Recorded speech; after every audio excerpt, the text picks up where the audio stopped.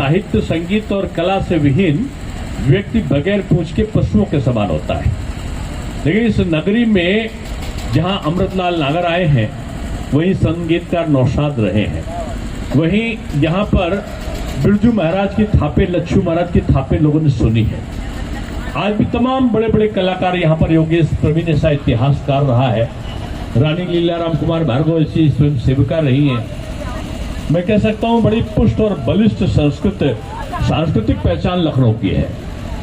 और लखनऊ के लिए बड़ी बात यह है कि मैं आज तक सोचता था कि हम लोगों ने 24 जनवरी को योगी जी के मंत्रिमंडल में ये प्रस्ताव आदरणीय राम नाईक ने और मैंने, राम नाईक जी ने जो राज्यपाल थे और मैंने रखा था कि 24 जनवरी उत्तर प्रदेश दिवस के रूप में मनाया जाए, और माननीय मुख्यमंत्री जी ने उसे पास किया था। लेकिन मुझे पता था कि कोई संस्था करती आ रही पहले से। आज वो रहस्य का उद्घाटन हुआ कि मेरे अमित सक्सेना, यानी हम लोगों ने जो घोषित किया उसके पहले से ये करते आ रहे हैं। इसलिए लखनऊ को, उत्तर प्रदेश को असलियत रूप में उन्होंने उसकी वास्तविकता से अवगत कराया। इसलिए मैं इस महोत्सव के कर्णधार अमित सक्सेना को मैं साधुवाद देता हूं। और आज तेजी से भारत बढ़ रहा है हर क्षेत्र में। खेल में देखो, एशियन गेम में शतक मारा पदकों का, ओलंपिक में हमारी एंट्री हो गई, क्रिकेट में हमने धूम मचाई। आज इंफ्रास्ट्रक्चर में देखो, एक एक्सप्रेसवे नहीं था, 17 एक्सप्रेसवे 6 साल के कार्यक्रम में बन गए। मैं जो कहना चाहता था कि इस बदले हुए भारत में उत्तर प्रदेश अब उत्तम प्रदेश है। और उत्तम प्रदेश में भी जो हमारा लखनऊ महानगर है, अब वो सड़क में गड्ढा, गड्ढे में सड़क वाला लखनऊ नहीं है। ये मेट्रो ट्रेन वाला लखनऊ है। ये इंटरनेशनल लखनऊ का हवाई अड्डा वाला लखनऊ है। ये लखनऊ अंतरराष्ट्रीय शहर, अयोध्या के निकट वाला शहर है। इसलिए लखनऊ के कोई भी उत्सव जो होते हैं, पर्यटन की दृष्टि से उनका अपना अलग महत्व होता है।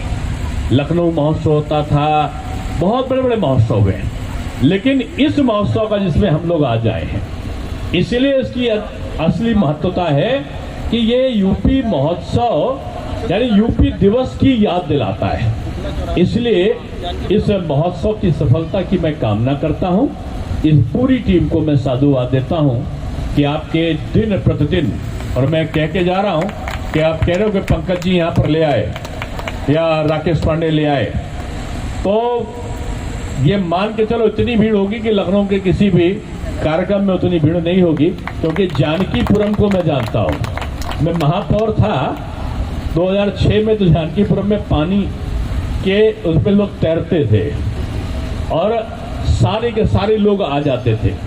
इतनी जागरूकता थी, यहाँ पुरुषों से ज्यादा महिलाओं में जागरूकता थी। और उसके बाद मैंने यहाँ सारा इंफ्रास्ट्रक्चर ठीक कराया था, तो नाली भी हुई, सीवर भी हुआ, जल निकासी की व्यवस्था भी हुई, पानी के ट्यूबवेल भी हुए, पंप भी लगवाए गए, लाइटों का भी जाल बिछा। लेकिन उसमें सबसे बड़ी बात ये थी कि कोई चीज होती है तो पूरा जानकीपुरम जोश के साथ लगता है। और अब अयोध्या में रामलला आ रहे हैं, तो रामलला की धर्मपत्नी के नाम जानकी के नाम पे ये पुरम है, तो आप समझ लो कि रामलला का ससुराली पक्ष है। ये जानकीपुरम जो है उनकी ससुराल है, ये सीतामढ़ी समझो इसको। तो अब यहाँ के लोग इस मेला का लुत्फ उठाएं और अच्छा सा ये उत्सव बन के लंबे समय तक चले। मेरी अभी से 24 जनवरी उत्तर प्रदेश दिवस की आप सबको मेरी शुभकामनाएं।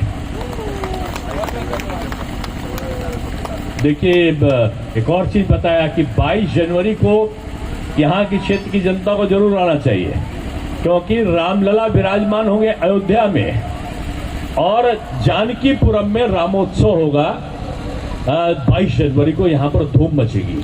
तो ये दो सूचनाएं बहुत अच्छी हैं, मैं फिर से बधाई देता हूँ। सर, एक निवेदन है, एक ग्रुप फोटो